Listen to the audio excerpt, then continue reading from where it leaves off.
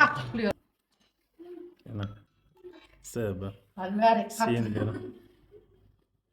Toyda da yiyişti, berde de bolar. Yalan vermezsin. Ağaç geldim. Koyay da toyda aklar şayattır sen yiyeceğim. Fayda ip. Anladım. Mesela eskiden sana kendime de yakeden dadın et. Tutmasın değil. et de. Al. Yani vallahi. İyi. Burnumdan gelen. Mara gelip kaçla kal ediyor yani. Kaço. Buna kadar iyiler yetişilen abla. Şana etsen. Gel ona. Koyayım mı? Tüyücü. Gel oğlum. Meh Gel. meh. Sebeden sana adam var mı devam edelim. Koyay da. Adam İkincisi de parayı yedin o seyret. Yiyecek. Talya kangara seyret. Ne mi? Ne mi? Yana mı yedin yeni yedin. Yiyecek. Uy. Tutuşkun. Aç varmış onu. Koysana o yolu kek. Koya Sidin kere var toyu var. yiyecek var. Hadi İyi yedin. görüpçülük etme. Senin bu intelligent bir drama. Bol, Yani bol. ben şöyle. Ya sen tekrar ya.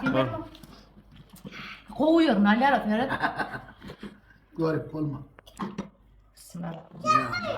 Davay davay.